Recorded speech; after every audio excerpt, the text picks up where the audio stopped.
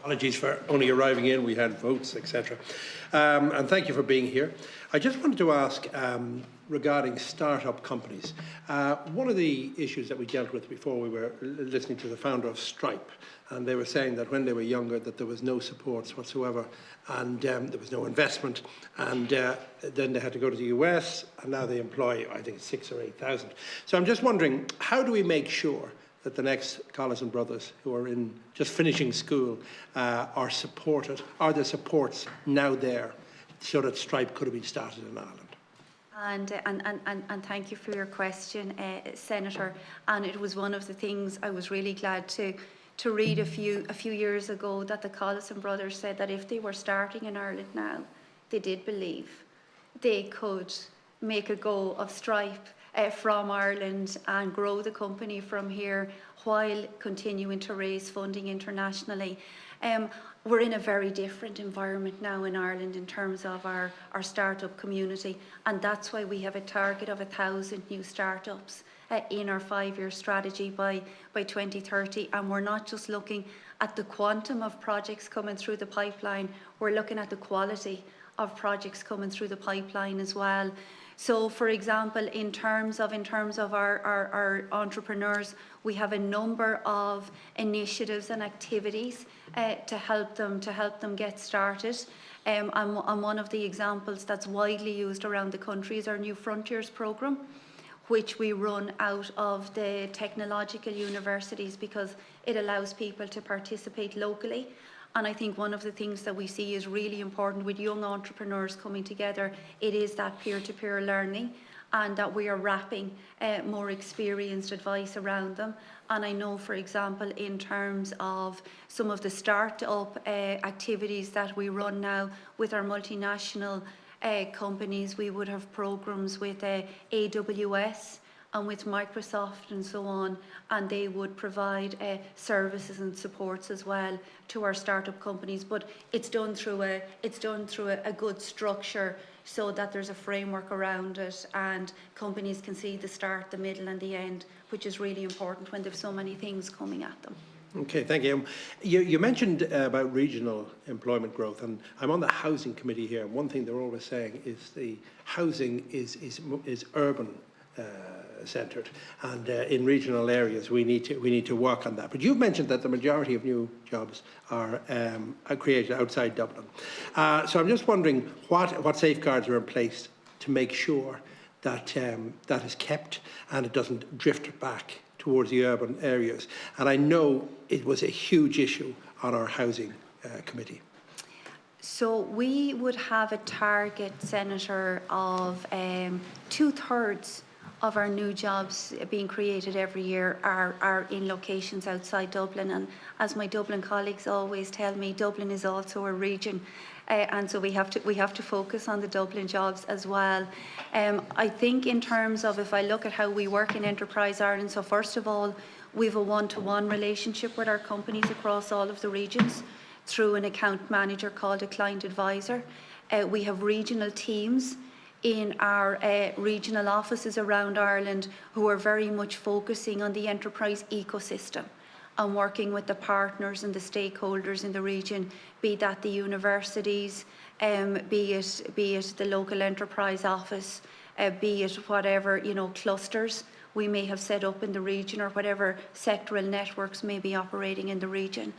And what we're doing then in headquarters is we're actually driving the investment into the regions through investing directly in the companies, through training grants, through R&D grants, through employment grants, and more recently, over the last 3 or 4 years, through sustainability and green funding, in terms of driving that twin transition towards digital and green across both our manufacturing and our tech companies. Okay. You mentioned digital, and we're all seeing AI. There's an AI committee here. You mentioned intellectual property. So has Enterprise Ireland a specific arm that deals with startups or younger companies to try and promote the use of AI in younger companies? I'd have to say now that AI is becoming ubiquitous. across our startup companies. So when I look at projects that were coming to Enterprise Ireland for investment 5 or 6 years ago, you would count or tag the number of projects that were coming through with some element of AI. Either they were using AI or developing an AI product or service for a customer. Now it's almost the opposite. Now you would almost count the projects that don't have some type of an AI element, and I would have seen that about 20 years ago with nanotechnology.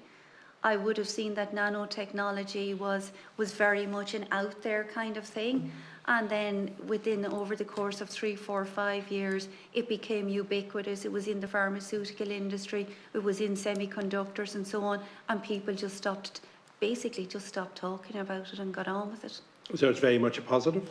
I think it is a positive, but I think one of the things in terms of our competitiveness agenda, and coming back to why we're here today, it is going to be more important than ever that we are upskilling our companies, that their workforces are digitally proficient and AI proficient. And when we surveyed, we were talking about surveying 500 clients last year at our International Markets Week. Almost 9 in 10 of those clients told us that they were either using AI or planning to use AI in the business.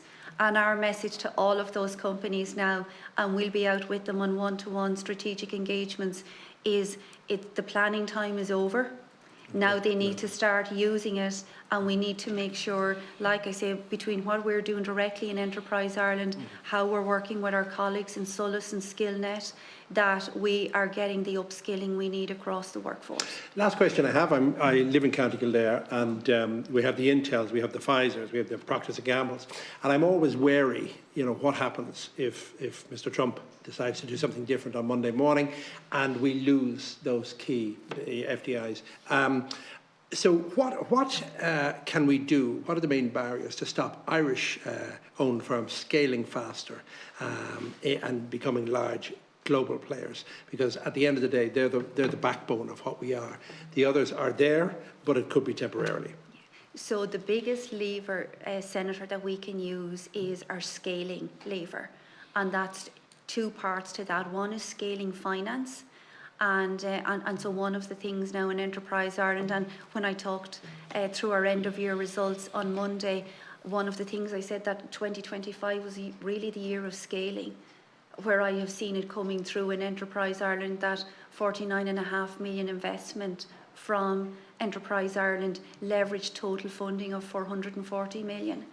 And we talked about companies who are in the public domain who have raised funding rounds of 85 million. Who've raised funding of 60 million, who've raised 30 million rounds back and back. And we wouldn't have been having that type of conversation 10 years ago. It links back to what you were saying about Stripe and where we were in the funding environment. But the other piece that's really important then is that we're building the talent pool in those companies and the leaders that will bring the company on the scaling journey. And I think that, again, is another card we have to play in Ireland in terms of the quality of tech and management talent that we have across both our foreign direct companies and our Irish-owned companies. To your point, if we see any kind of a wobble in a company, a large company, whether it's Irish-owned or whether it's FDI-owned, we will always make our Enterprise Ireland services available, that if those companies want us to go in and share with their colleagues how we can help those colleagues who may be leaving the business for strategic reasons or being let go, and if they are interested in setting up their own business, what supports we can bring to the table. We would go into those companies and run group clinics or one-to-one clinics, whatever people are comfortable with. Well done. Thank you. Thank you, Karen. Thank you very much.